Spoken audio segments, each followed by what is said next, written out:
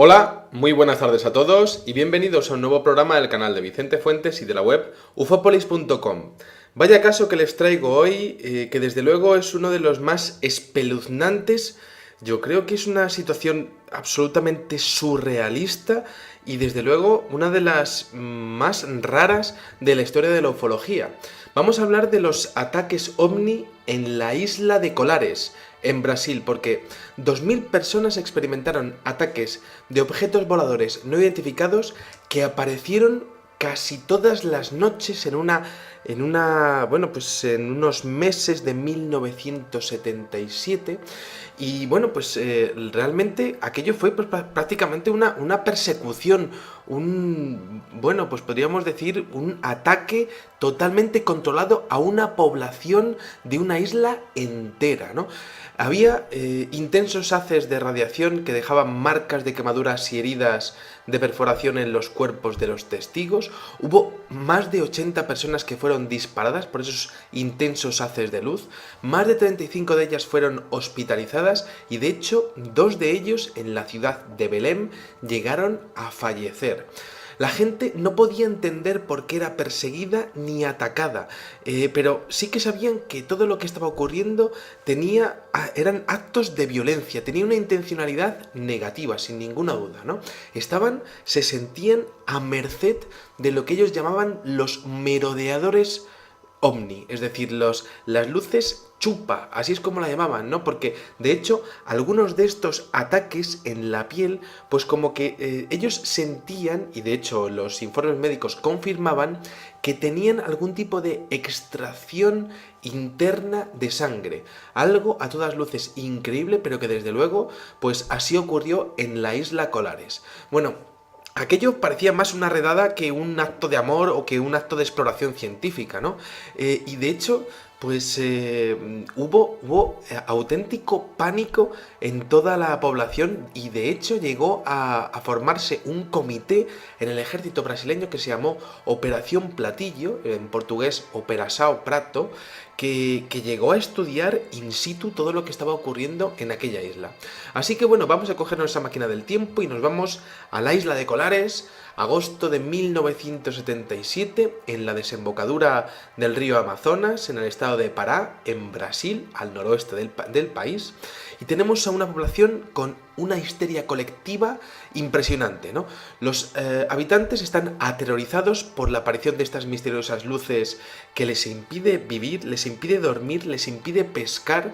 La población vive en un estado de terror, podríamos decir, ¿no? Se oyen gritos por las noches, se oyen historias de ataques de esas luces con rayos de luz. Se veían a personas que tenían ataques de nervios por las calles y además los síntomas eran siempre los mismos. Una parálisis parcial o total en los cuerpos tras los ataques de estas luces. Pérdida del discurso, es decir, gente que de alguna manera tenía una enajenación mental transitoria tras este tipo de incidentes. Escalofríos, mareos, sofocos, ronquera, taquicardia, temblores, sobre todo el tema de los temblores era bastante importante, dolores de cabeza del tipo migraña y luego un entumecimiento progresivo en las cicatrices extrañas o incluso en los hoyos diminutos que las víctimas atribuían a los ataques de estos objetos voladores no identificados.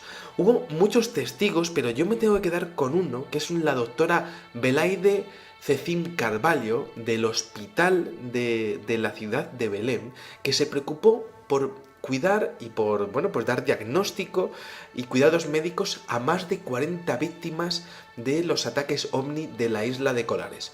Esta mujer vio las quemaduras en los cuerpos que habían sido golpeados por estos rayos de luz no identificados, y de hecho observó y estuvo en toda la historia del fallecimiento de los 2 pacientes que murieron, ¿no? Bueno, debido a su trabajo ella tenía miedo de ser considerada ridícula dentro de sus compañeros de profesión, porque además es que ella decía que es que no tenía ningún tipo de explicación médica ante las lesiones que estaba viendo, ¿no? Y dudaba lo que la gente decía hasta que ella misma fue protagonista de un encuentro con una de estas luces que estaban atacando aquella isla, ¿no? Eso sí, ella no sufrió ninguna herida o efectos físicos duraderos. Y entonces, claro, había personas que sí tenían algunos problemas médicos y otras personas que no los tenían, ¿no? Eran escogidos, había algún tipo de patrón, ¿por qué a algunos sí y a otros no? Y dentro de los que sí que les ocurría, algunos tenían problemas médicos y otros no. Bueno, la gente de aquel lugar era gente llana, era normal, gente trabajadora, gente sencilla, pues eran pescadores y agricultores sobre todo, ¿no? Y sobre todo había un extraño clima en aquella isla Colares porque no podían entender por qué les escogían estas luces, ¿no? Lo que acabo de comentar yo, ¿no? Tenían como una especie de certeza que estaban siendo aterrorizados como si fueran conejillos de indias para seres de otro planeta desconocido, porque ellos entendían que la tecnología de aquellas luces no podía corresponderse con ningún tipo de artefacto militar que hubiese podido ser desarrollado por ninguna potencia ni nacional, ni brasileña, ni extranjera, ¿no? Bueno, la gente no sabía si iba a sobrevivir a cada encuentro que tenían, ¿no? Y de hecho había testigos que comentaban que la gente era atacada, pero los animales también, los perros, los gatos callejeros, también aparecían con marcas, ¿no? Bueno, la situación llegó hasta el punto en el que no había comida ya en la isla prácticamente, había una falta de alimentos que era terrible, porque claro, nadie pescaba, y la gente no salía a sus jardines de vegetales para cultivarlos. La gente andaba en grupos grandes por las noches para ir de un sitio a otro, nadie quería quedarse solo. Era una isla paralizada por el miedo y por lo que estaba ocurriendo, ¿no? Bueno, a las 6 oscurecía y todo el mundo se iba a dormir. Había grupos de hasta 60 mujeres y niños que se reunían, por ejemplo, en las casas para dormir todos juntos, ¿no? O sea, estamos hablando de unas escenas que son, pues, prácticamente película de ciencia ficción, si no fuera porque a veces la realidad, como hemos dicho muchas veces, supera sin ninguna duda a la ficción, a cualquier guión brillante de Hollywood, de una película de catástrofes, ¿no? Bueno, los hombres se quedaban despiertos toda la noche, encendiendo fogatas, y de hecho golpeaban ollas y cacerolas para hacer ruido, para intentar espantar a los ovnis, aunque los ovnis tenían pues sus propios planes, según los testimonios que había allí, y por supuesto no les paraba absolutamente nada. La gente llegó incluso a comprar todas las pistolas disponibles en las islas cercanas y en la isla de Colares para, bueno, pues básicamente para disparar hacia el cielo para intentar asustar a aquellos ovnis, ¿no? Hubo informes de objetos pequeños, objetos grandes, con forma de cilindro, con forma de plato, con forma cúbica, con forma circular. Hubo realmente una gran variedad de objetos avistados, por tanto de tecnologías avistadas y quizá de inteligencias detrás de todo lo que estaba ocurriendo allí. Bueno, el siguiente caso que voy a comentar sobre la isla Colares es desde luego pues tremendo, ¿no? Tenemos al señor Benedicto Campos, pues un pescador de 31 años, está el 29 de octubre de 1977 con su esposa, una mujer mucho más joven, de 17 años de edad, que se llama Silvia Amara, y bueno, pues ese matrimonio está en su casita, pues acurrucados en la cama, pues durmiendo los dos en pareja, están los dos muy bien, ¿no? Y de repente ven que algo va mal, porque la habitación como que se les ilumina de verde, unas casitas, unas chozas muy humildes, pequeñas, unifamiliares, pues de una planta solo, ¿no? De planta baja. Bueno, de repente su habitación comienza como a iluminarse de verde y están observando como que esa luz verde viene de la ventana, está entrando por la ventana del dormitorio. Bueno, llenos de curiosidad, se acercan a esa pequeña ventana y cuando lo hacen, un haz de luz muy fuerte es disparado hacia la ventana y además estaba dirigido hacia el rostro de Silvia Amara, aquella chica que la tira al suelo, queda en estado de trance entumecido y bueno, lo peor de todo fue que es que encima aquella chavala estaba embarazada y claro, era tremendo porque porque su marido, el señor Benedicto Campos, se quedó pues totalmente impactado con lo que estaba ocurriendo.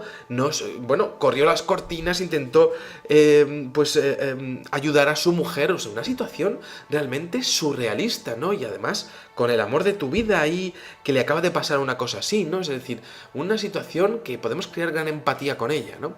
Bueno, se desmaya la mujer y entonces este hombre empieza a intentar darle agua y de repente, mientras que está intentando darle agua, oye que en su casa ha entrado alguien.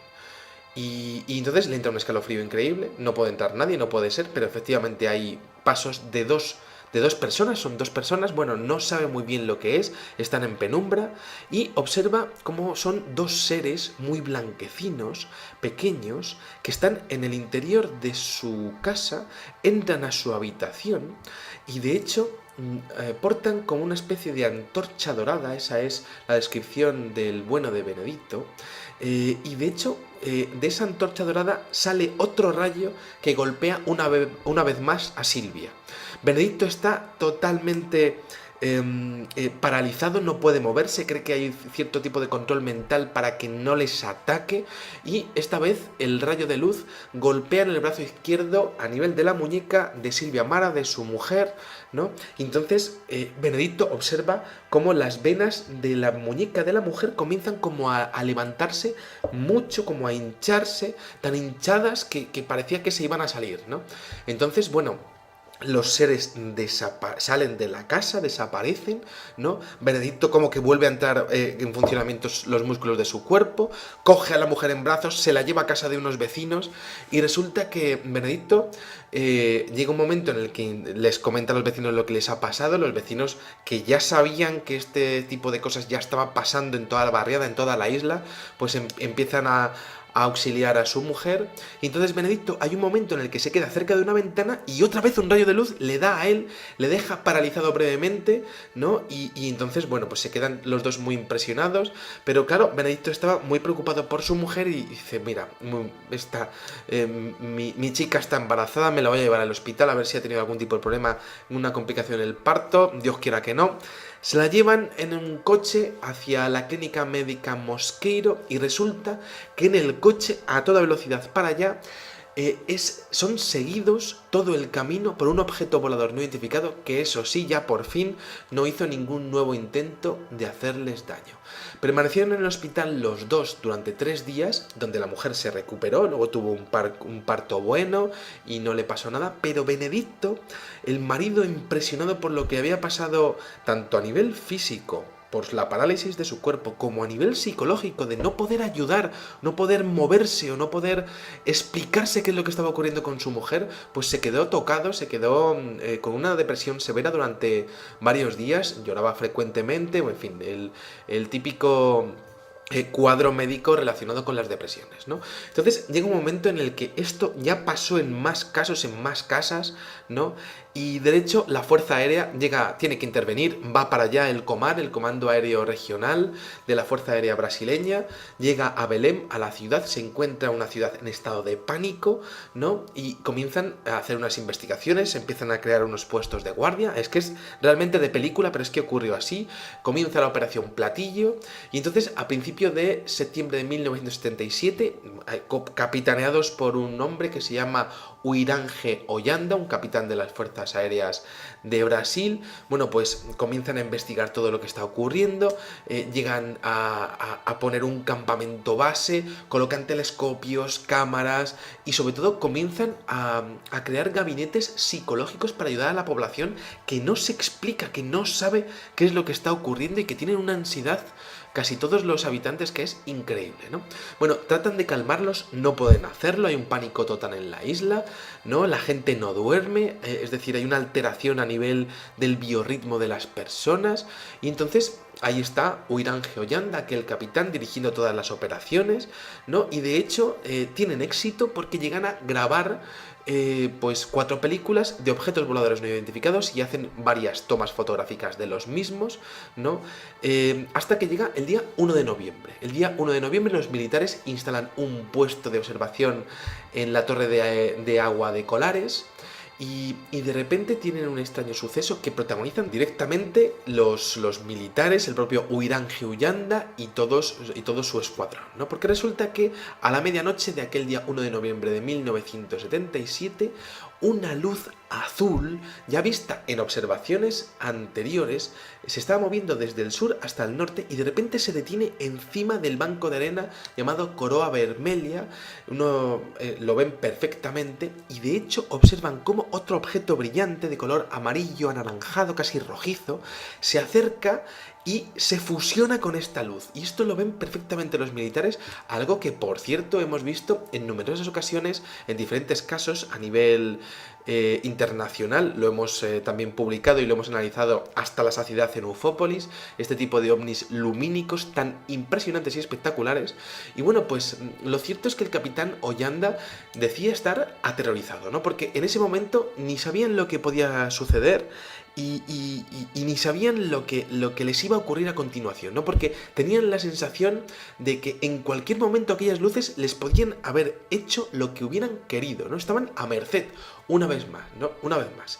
Bueno, llegó un momento en el que también hubo otro incidente en el que en la bahía do Sol, ¿no? En la bahía del Sol, bueno, pues vieron otro objeto con forma de disco suspendido a unos 50 metros sobre ellos, ¿no? De unos 30 metros de diámetro, una impresionante visión que desde luego les dejó pues boquiabiertos y que desde luego la Operación Platillo a día de hoy pues tiene esos informes, aún parte de ellos clasificados totalmente por parte del ejército brasileño, ¿no?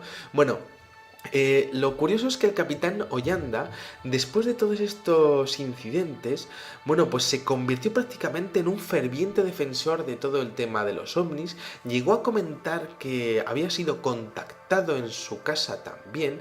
Llegó incluso a comentarles en junio de 1997 a dos investigadores brasileños que se llaman Gerbert y Petit, que había sido abducido y que tenía de hecho un implante como los que estudiamos en aquel especial que hicimos para este mismo canal. Y de hecho, el día 2 de octubre de 1997, tras hablar con estos investigadores, el capitán Oyanda es encontrado en su casa, pues supuestamente se había suicidado, aunque diferentes versiones comentan que aquel hombre no podía haberse suicidado, amaba la vida, amaba a su familia y tenía la cabeza perfectamente en su sitio, ¿no? Y bueno, pues lo cierto es que aquello quedó un poco en la leyenda negra del fenómeno ovni. Quizá pudo haber sido asesinado por haber hablado demasiado de la Operación Platillo y por lo que ocurrió en la isla Colares. Nunca se sabrá, por supuesto, pero lo cierto es que en aquella Operación Platillo, bueno, pues como hemos dicho, se lograron hacer diferentes tomas fotográficas y bueno, pues yo me tengo que quedar con la experimentación como conejillos de indias en una población determinada. ¿Por qué esa? Bueno, pues quizá por unas condiciones especiales, cerca del agua, personas quizá con una genética determinada, ¿no? Unos objetos con una aparente libertad de movimiento y con una gran agresividad, ¿no? Una situación de control absoluto, quizá una necesidad de sangre, de material biológico, ¿no? De material para sus propios intereses científicos, quizá de alimentación, quizá a nivel genético, ¿no? Luego, por otra parte, experimentos simultáneos, varios ataques en la misma noche y a veces muchos a la vez, como si hubiese una necesidad. Luego, por otra parte, diferentes tipos de naves, dando pie quizá a asociación de inteligencias tras el fenómeno ovni o a una sola inteligencia con diferentes modelos de nave haciendo diferentes operaciones, ¿no? Un caso que expone que el fenómeno ovni estaría muy por encima de la capacidad de respuesta de los gobiernos, de los estados y sobre todo de las hormiguitas que vivimos en los estados, ¿no? De las personas, ¿no? Luego, por otra parte, la elección de los individuos, ¿no? ¿Por qué a algunos sí en la población y a otros no? Y yo me tengo que quedar también por último con la histeria colectiva. ¿Qué ocurriría si esto pasara a día de hoy en Madrid, en México, en Buenos Aires, ciudades de 7, 8, 10 millones de personas, ¿no? Y hubiese un ataque continuado de ovnis a una población, a un barrio entero, quizá una ciudad entera, ¿no? Con escenas de pánico y en la sociedad del siglo XXI, ¿no? Porque Esa es la gran pregunta. Esto pasó en 1977, llegó un momento en el que todo paró, pero ¿volverá a pasar? Y cuando vuelva a pasar, ¿cómo se lo tomará realmente la gente, ¿no? ¿Será imparable a nivel de medios de comunicación? Bueno, pues aquí dejamos todos estos incidentes de la Isla Colares, un programa que desde luego me parece increíble, ¿no? Sobre todo porque parece de película, pero es que ha ocurrido de verdad y muchas veces el fenómeno ovni trasciende lo que nosotros podemos entender como algo posible.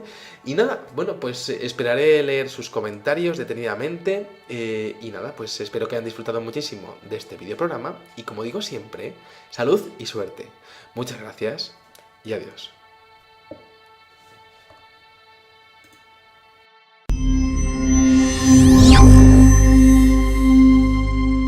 Más raras de la historia de la ufología. Vamos a hablar de los ataques ovni en la isla de Colares, en Brasil, porque 2000 personas experimentaron ataques de objetos voladores no identificados que aparecieron casi todas las noches en unos meses de 1977 y bueno.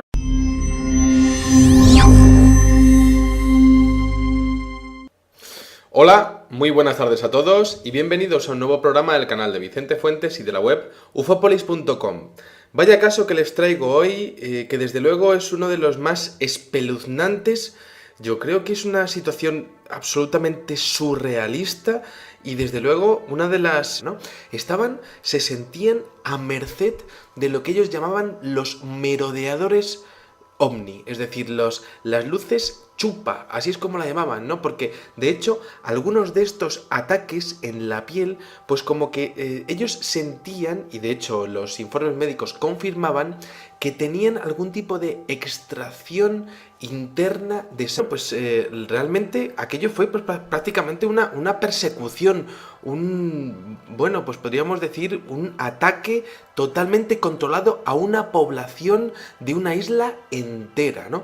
Había intensos haces de radiación que dejaban marcas de quemaduras y heridas de perforación en los cuerpos de los testigos. Hubo más de 80 personas que fueron disparadas por esos intensos haces de luz.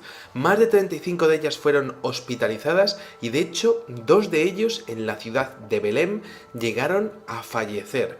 La gente no podía entender por qué era perseguida ni atacada, pero sí que sabían que todo lo que estaba ocurriendo eran actos de violencia, tenía una intencionalidad negativa, sin ninguna duda.